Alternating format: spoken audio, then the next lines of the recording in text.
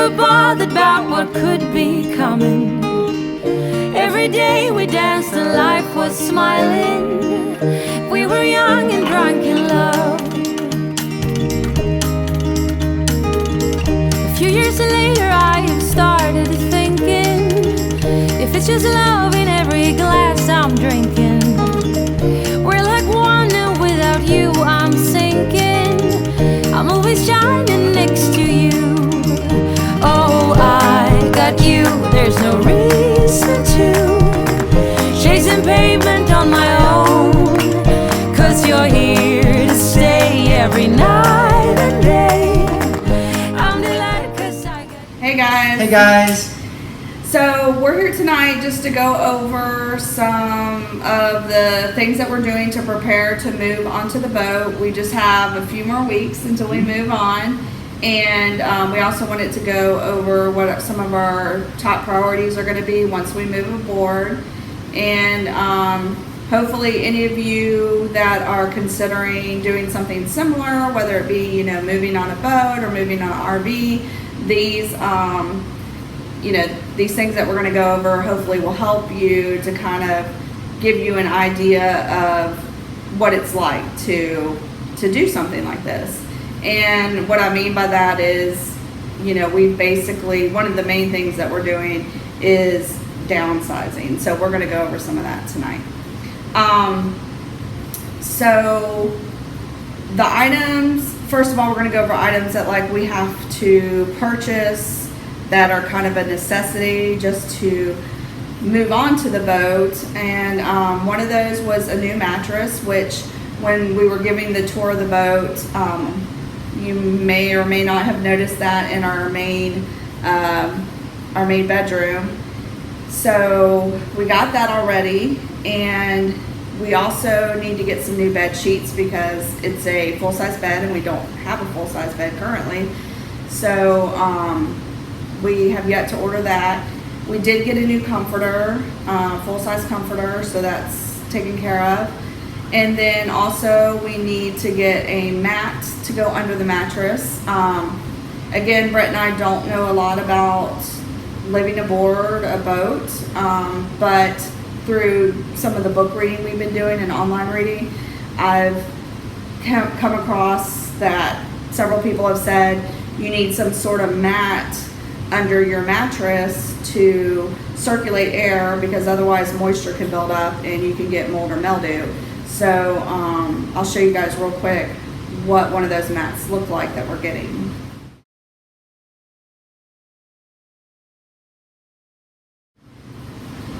Okay, and then we're also going to get a toaster oven for the kitchen just until we get the electric all straightened out. We'll, you know, want something that we can use kind of as a small oven. Then we're getting a microwave. We don't currently have one. The one here is we're renting, so it's a built-in microwave that we don't own. And then we're also going to get a mini refrigerator. The boat does have an ice box like a lot of boats, but that's something that we're not used to. And we like, I don't know, Brett's a big foodie and he's always got lots of just ingredients to make really awesome fancy meals that he makes. And so icebox I don't think is going to be big enough for us. So just until we can get all the electrical taken care of and get a marine refrigerator that's much bigger size, we're going to try to just deal with a mini refrigerator and then use the icebox to maybe store some beers in for Brett. And then also I wanted to show you guys real quick, I'm like a lot of women, I have a lot of makeup and a lot of toiletries and beauty supplies. You know, you get something and try it for a week and you don't look 30 years younger, so then you go and get some other facial cream and that doesn't work. So before you know it, you have 50 types of moisturizers that are supposed to get rid of wrinkles. But anyways, so I'm getting rid of a lot of them that are just, you know, 10 years old and crusty. But I'm also, you know, trying to just downsize and fit everything that I can into this one case. and also keep it all neatly contained because there isn't a lot of room in our heads. So in that way too, once we're living on the water and boating, stuff just isn't flying around everywhere, that it's all tucked in nicely in a little storage container. So I wanted to show you guys it real quick because I didn't even know about these things. I searched actually for caboodles because when I was young I had a caboodle, but and they still have them, but this thing is way cooler. I got it on Amazon. It's looks like something like a roadie would use or something. It's what's the name of that brand? Oh yeah, Jolie Grace, I think is the name brand. I got it on Amazon. I forget how much I paid for it, but it wasn't that expensive. I bought it a couple of weeks ago, but I haven't put my makeup in it yet, and I just wanted to kind of show you. So this is it. It opens up. Oh yeah, let me turn it this way. It has a mirror, and it opens up like this and like that, and it's super cool. As you can see, it's got all sorts of contain things you can put your makeup in, so pretty cool. And it seems like it's really well built, so I definitely give this like an A+. I mean, we'll see once I start putting makeup in it, but I highly recommend it. So if you need something to store your makeup in, definitely try this out. So there's that. And then I need something to put my jewelry in. I don't have a ton of jewelry. As you can see, like I never hardly wear necklaces. I have like little earrings that Brett got me. And two, that's another thing. I mean, I have some costume jewelry, but I'm trying not to have too much real jewelry. And I don't know if I mentioned, I sold my wedding ring and I just wear a plain gold band now. And all because once we're boating, we're gonna be going to some pretty poor areas and poor countries, and not only do I think it's kind of inappropriate to be flashing around expensive jewelry around these poor people that maybe don't know where their next meal is going to come from, it also is probably dangerous. There's people, we're going to be maybe in countries where we don't speak the language, and if I'm walking around with like diamond earrings and a huge diamond ring, and it's just asking for trouble. So but I do have some cute little costume jewelry necklaces and stuff, so I am gonna get something to put that in, and I'll show you guys what I'm thinking of using, and check it out. Tell me what you think in the comments.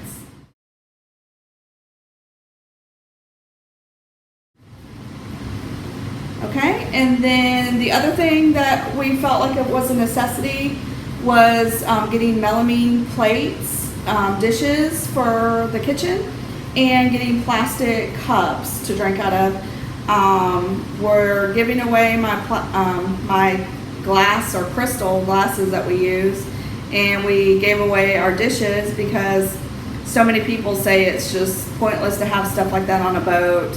You may keep them for a while, but inevitably they're going to break, and then you got to deal with glass shards everywhere, and it's a big mess. So we figured, well, we don't need all that anyway, so we just got some melamine plates. They're really cute, from Target. And then the other thing that we felt was a necessity was getting a air conditioning unit. The boat does have central air, but it only works in the water. I don't know anything about this. It's marine air conditioning. But yeah. Brett tells me these things. So yeah, it's marine air conditioning, and anyway, so we won't be able to use that until it's in the water. So the other thing I'm going to go over tonight is our to-do list on moving on the boat. So some of the things we've been doing was selling all of our furniture or giving it away. We sold all of our large pictures. I love artwork, but we are going to keep some things, but just smaller pictures. And I already said we sold our dishes and our glasses, and just lots of little knickknacks that anything that's important, like family type heirlooms, I'm giving to family members. Because I'm a big believer that I don't like to spend money on storage units. I feel like it's kind of a waste of money. So I am giving anything, sentimental to family members, and the rest of it I've been selling.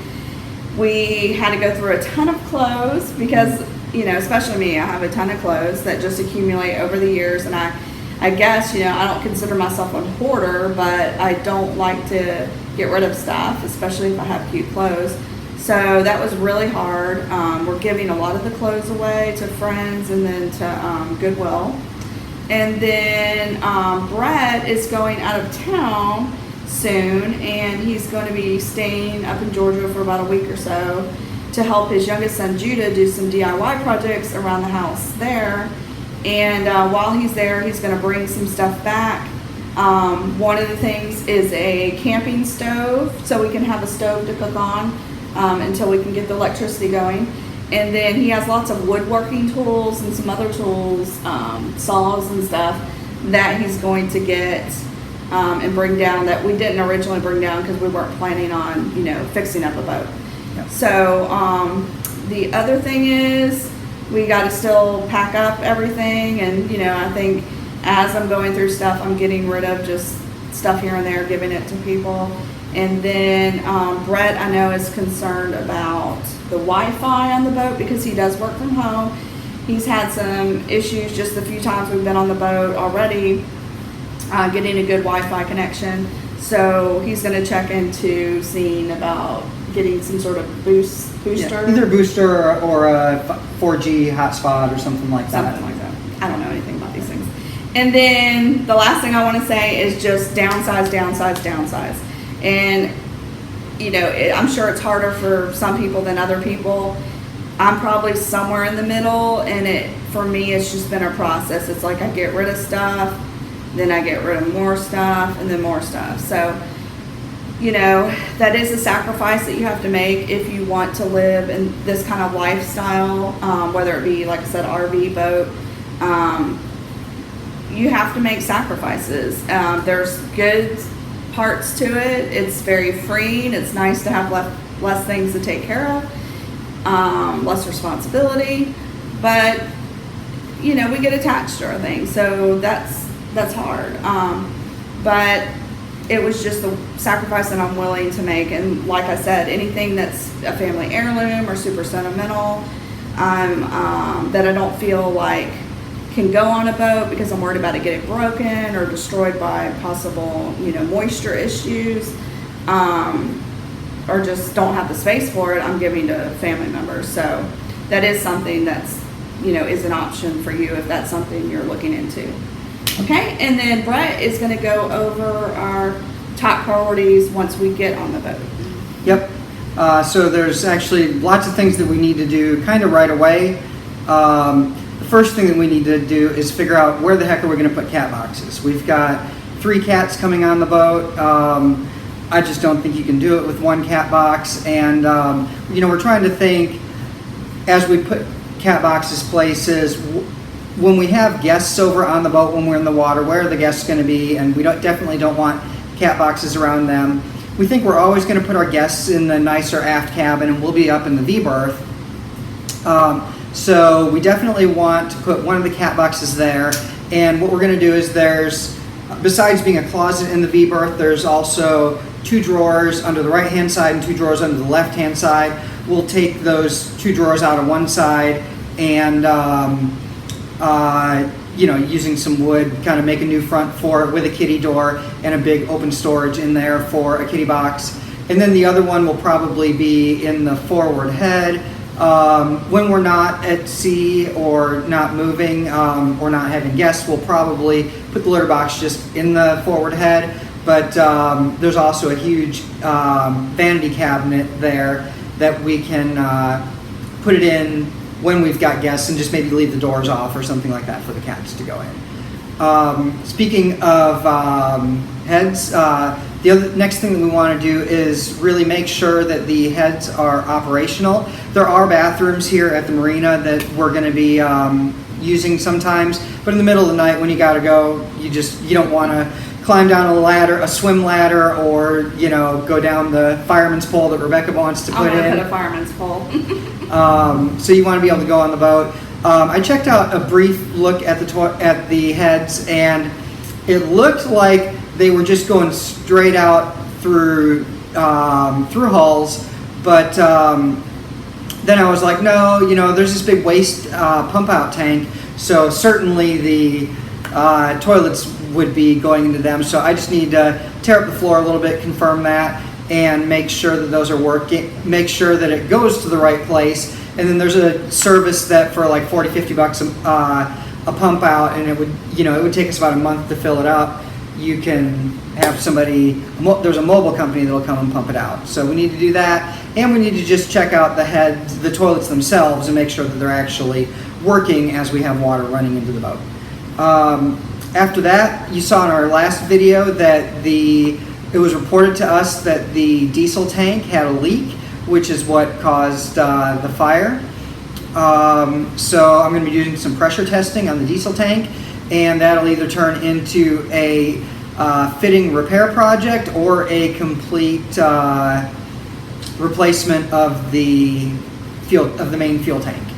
After that, as long as I'm down there, we know we're going to be doing some wiring down there, a lot of wiring, and it's just a little bit dirty and messy down there still. So we're going to give the engines and the engine room a good cleaning, and then go ahead and sand and paint the walls in the engine room a nice bright white, and put some LED lights in there for, well, I guess not for while we're wiring because there won't be any electricity, but for when we're down there.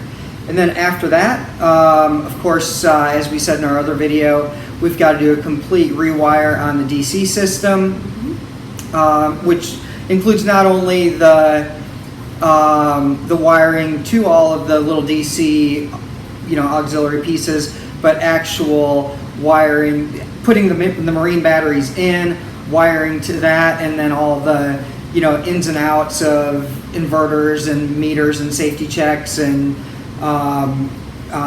charging governors and hooking it up to the alternator and all that stuff. So big job. And then once we have the DC system up and running, then we'll be able to do things like test our bilge pumps and stuff like that. And we wanted to hire a surveyor pretty early in the process to help us see what all's wrong, but without the DC system even being able to make any of the devices function, there was really just no point in hiring a surveyor because he wouldn't be able to test half of the things. So we feel like we'll be able to test a lot more at that point, and then we can hire a surveyor to come in and tell us everything that's wrong with the boat. Then we can prioritize and make a list and go from there.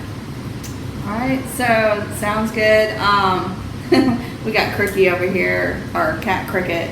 Well, Brett's gonna, when he goes next week to Atlanta, he's gonna show some footage of him doing some DIY stuff with his son Judah, and I'll be doing some footage here because I'll be hanging out by myself. I'll probably introduce you guys to the cats and just go over some more stuff that I'm doing in preparation to move on the boat. And in another 3 weeks, we'll have our first video with us living on the boat. So that I know that'll be really exciting, and that's when things will get interesting. So just hang with us until then. Mm-hmm. And the last thing I want to do is leave us on a funny note.